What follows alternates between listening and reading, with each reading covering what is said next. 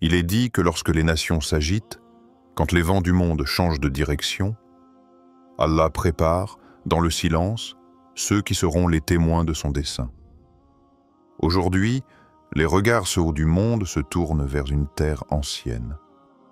Une terre de résistance, de patience et de foi, l'Algérie.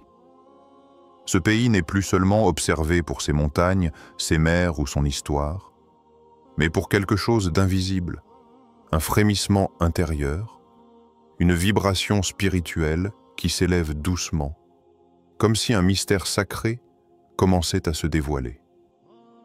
Les cœurs s'éveillent, les signes s'enchaînent, et les âmes sensibles le ressentent. Quelque chose se prépare. Alors, et si ce que le monde observe n'était pas seulement un pays, mais le réveil d'un peuple choisi pour porter une lumière à venir? Et si, dans les profondeurs silencieuses de cette nation, le mystère du Mahdi commençait à se révéler, peu à peu? Reste jusqu'à la fin de cette vidéo, car ce que tu vas entendre pourrait bien changer la façon dont tu vois le monde. 1. L'éveil silencieux d'un peuple. Le vent souffle doucement sur les hauts plateaux algériens. Le matin est encore jeune, et le ciel, teinté d'or pâle, semble retenir son souffle avant que la journée ne commence vraiment.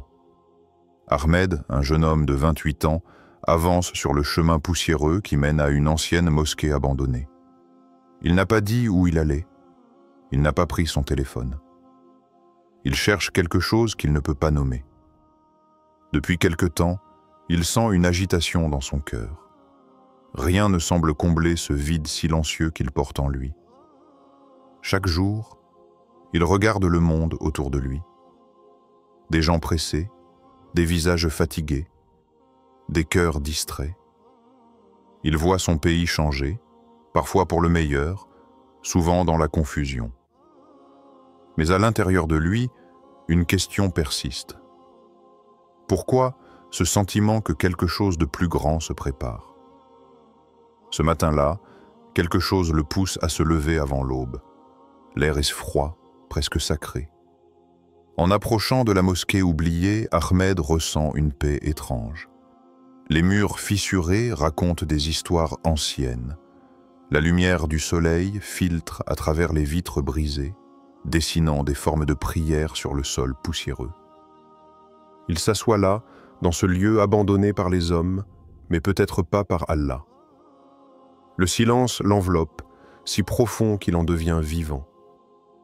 Il ferme les yeux et laisse le monde s'effacer. Alors, dans ce calme absolu, il croit entendre une voix, ou peut-être une pensée. « Réveille-toi, ô cœur endormi ». Ces mots résonnent en lui comme un écho venu d'un autre temps. Ce n'est pas un ordre, mais un appel. Il comprend soudain que cette agitation qu'il ressentait n'était pas un malaise, mais un réveil, le début d'un retour.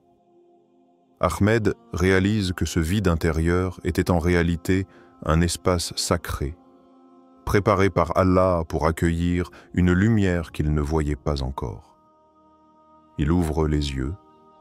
Rien autour n'a changé, mais tout lui semble différent.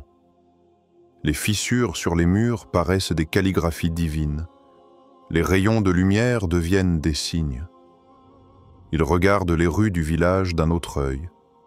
Les anciens qui prient en silence, les enfants qui rient malgré la pauvreté, les jeunes qui cherchent un sens, tout semble murmurer la même chose. Le réveil a commencé.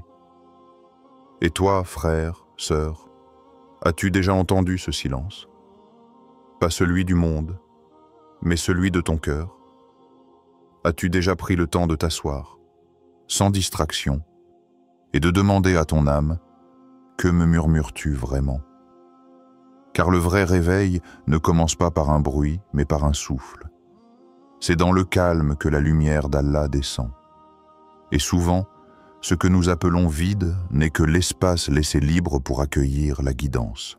Allah dit dans le livre « Ô vous qui croyez, craignez Allah et que chaque âme considère ce qu'elle a avancé pour demain.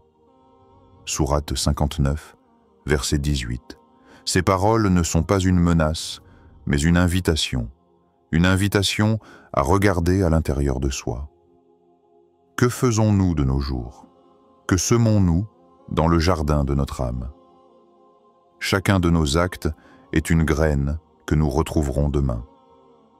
Ahmed, sans le savoir, vient de planter la sienne, celle de la conscience.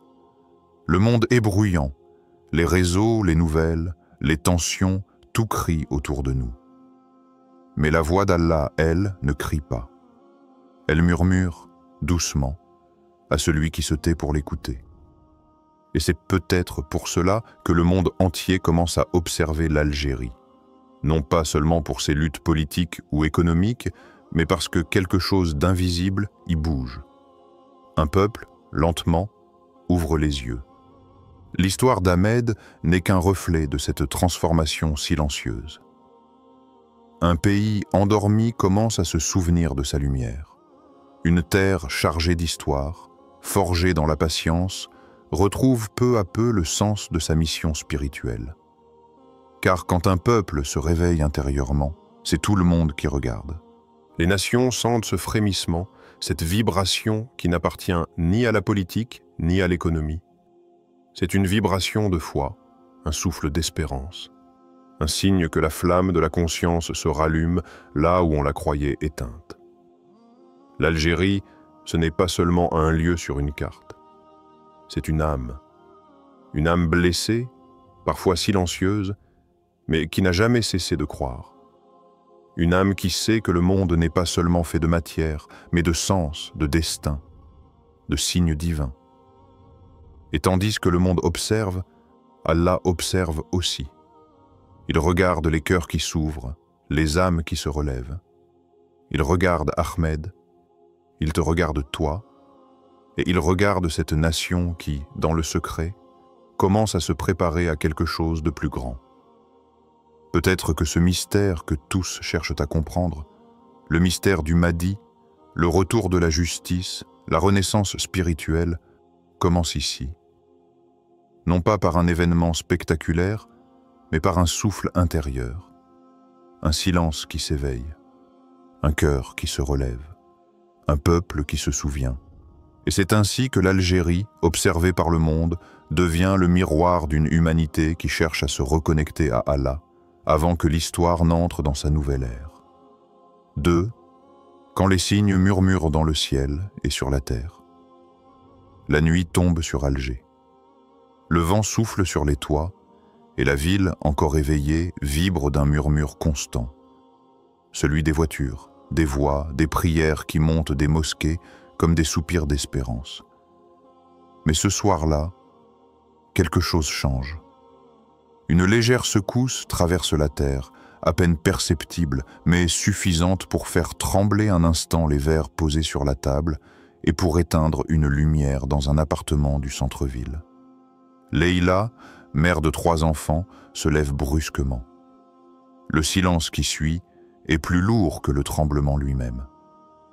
Ses enfants dorment encore, paisibles. Elle s'approche du balcon, le cœur battant. Devant elle, les lampadaires oscillent doucement, la brume montée depuis la mer, enveloppant les collines d'un voile presque mystique. Ce n'est pas la première fois que la terre tremble, mais cette nuit, quelque chose en elle résonne différemment. Elle murmure « Subhanallah ». Si la terre peut trembler, que dire du cœur humain quand Allah le touche? Et dans ce moment suspendu, elle comprend. Ce n'était pas un simple tremblement de terre.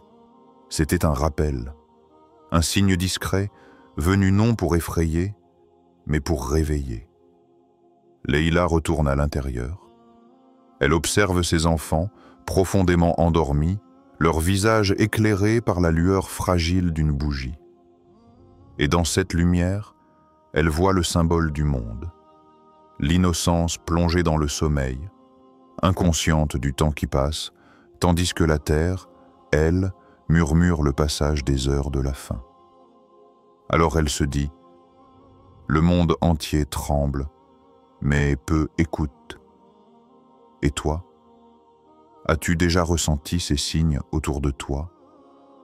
Pas seulement les catastrophes visibles, mais les signes subtils, dans le regard d'un pauvre, dans la pluie qui tarde à tomber, dans le battement de ton cœur après une prière. Est-ce que tu les vois comme de simples coïncidences? Ou sens-tu, au fond de ton âme, qu'Allah te parle à travers eux? Car tout ce qui existe est un verset, un signe. Chaque mouvement du vent, chaque larme, chaque sourire est une lettre du grand livre de la création. Et quand la terre tremble, c'était comme si Allah rappelait « Ce monde n'est qu'un passage, et après tout cela, vous reviendrez à moi. » Sourate 20, 55. Ces mots ne sont pas une menace, ils sont un miroir. Ils nous rappellent que la stabilité que nous croyons posséder n'est qu'un mirage, que sous nos pieds, sous nos certitudes, tout est en mouvement. Mais au-dessus de tout cela, demeure la main d'Allah, stable, juste, infinie. Leïla s'assoit alors sur le tapis de prière, les yeux encore humides. Elle ne demande pas la richesse ni la gloire. Elle demande à comprendre. Elle demande que son cœur cesse de dormir. Et dans ce moment intime, elle ressent une paix étrange, la même que ressentent ceux qui comprennent enfin que les signes divins ne sont pas faits pour effrayer, mais pour guider. Elle repense aux jours passés, aux informations, aux conflits qui secouent le monde. L'Algérie, comme beaucoup d'autres nations, semble être à la croisée des chemins. Les tensions montent, les alliances se déplacent, les peuples s'interrogent. Mais derrière ces événements visibles, il y a autre chose, quelque chose d'invisible, un fil spirituel qui relie tout cela. Car chaque terre a sa mission, et l'Algérie semble peu à peu réveiller la sienne. Les anciens le disaient déjà, quand le monde se perdra dans le bruit, ce sont les terres silencieuses qui entendront les signes. Et aujourd'hui, c'est comme si cette terre, longtemps marquée par la patience, redevenait un miroir du divin. Le monde entier observe. Les regards se tournent vers l'Algérie, non seulement pour sa politique, mais pour ce qu'elle symbolise, un foyer de conscience. Un lieu où l'invisible commence à parler à travers les événements, les visages, les rêves. Certains voient des coïncidences, d'autres des avertissements. Mais ceux qui regardent avec le cœur sentent que quelque chose se prépare. Dans les traditions, il est dit que lorsque la confusion régnera sur la terre, lorsque les injustices se multiplieront et que les peuples chercheront la vérité dans le chaos, Allah enverra un guide, un homme de lumière, un rétablisseur de justice. Et peut-être, disent certains savants, que ce guide apparaîtra d'une région où la foi résiste encore, où les âmes, malgré les épreuves, gardent la flamme de l'espérance. L'Algérie, avec sa ferveur silencieuse et son peuple au cœur fort, devient alors un symbole. Non pas de puissance extérieure, mais de réveil intérieur. Un rappel au monde que la véritable force ne vient pas des armes ou de la politique, mais de la foi et de la conscience. Alors, quand les signes murmurent dans le ciel et sur la terre, écoute. Écoute les secousses de ton âme. Écoute le vent qui passe, les nuages qui s'amoncellent, les cœurs qui s'agitent. Ce ne sont pas des hasards, ce sont des rappels. Car Allah ne parle pas seulement à travers les mots, mais à travers les mondes. Et ceux qui apprennent à écouter ces signes deviennent témoins des secrets de la fin des temps. 3.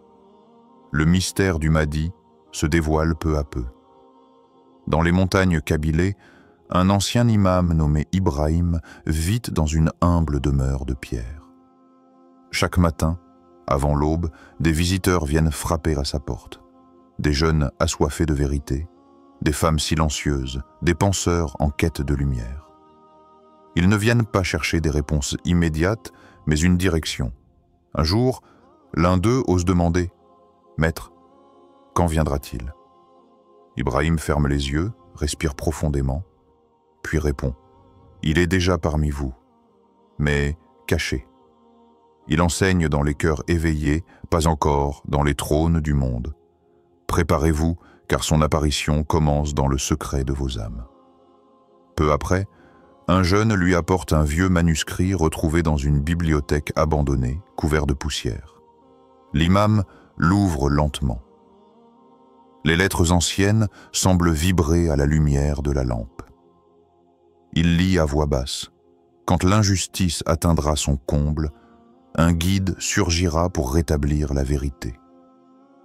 Ibrahim referme le livre, lève les yeux vers l'horizon et murmure « Ce guide est déjà à l'œuvre, pas dans les palais, mais dans les cœurs que la foi rallume. » Et dans ce silence des montagnes, le vent semble porter ce message à travers l'Algérie entière, comme si la terre elle-même pressentait la venue d'un temps nouveau. Crois-tu que le Mahdi soit un être qui viendra de l'extérieur, ou qu'il puisse aussi se manifester à travers ton propre éveil spirituel? Et si sa venue dépendait de ton propre changement intérieur, serais-tu prêt? Référence spirituelle, Allah ne modifie point l'état d'un peuple avant que ces gens ne modifient ce qui est en eux-mêmes. Sourate 13, 11. Ce verset murmure une vérité profonde. Le renouveau de l'humanité commence toujours dans le cœur. Avant que le Mahdi ne se révèle au monde, il se révèle dans les âmes qui se purifient. Lien avec le thème « L'Algérie observée ». Dans le regard du monde, l'Algérie n'est peut-être qu'un pays du Maghreb, mais dans le regard du ciel, elle semble être un lieu de gestation spirituelle. Les épreuves, les secousses, les révoltes intérieures et sociales ne sont peut-être pas des désordres, mais des préparations. Le mystère du Mahdi n'est plus seulement une promesse lointaine. Il s'inscrit dans la conscience du peuple, dans la patience des justes, dans les signes qui traversent cette terre. Peu à peu, à travers les éveils et les souffrances, le voile se soulève, et ceux qui ont les yeux du cœur commencent à le percevoir. 4. Appel à l'action. Éveillons nos âmes pour l'heure. À Alger, un petit groupe de jeunes se lève avant l'aube. Ils ne sont qu'une poignée au début, réunis dans la fraîcheur du matin, les yeux fatigués mais les cœurs brûlants. Ils prient ensemble dans un silence chargé d'espoir, puis, sans bruit, ils sortent dans les rues encore vides, ramassant les déchets, nettoyant les trottoirs, plantant des arbres. Un vieil homme les observe depuis sa fenêtre. Intrigué, il descend, leur apporte du thé. Une mère de famille vient les remercier. Peu à peu, les voisins se joignent à eux, puis des quartiers entiers. On les appelle bientôt les éveillés de l'aube. Leur motivation, pas la gloire ni la politique, mais une conviction profonde. Le monde change quand les cœurs se réveillent. Ils sentent dans leur chair que le temps se rétrécit, que les signes s'accélèrent, qu'avant l'heure, il faut purifier la terre et les âmes. Les vidéos de leurs actions se répandent sur les réseaux. Bientôt, de Constantine à Oran, d'autres groupes naissent.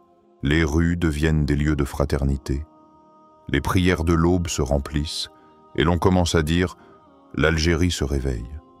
Mais derrière ce slogan, quelque chose de plus profond s'opère. Un souffle spirituel, une préparation invisible.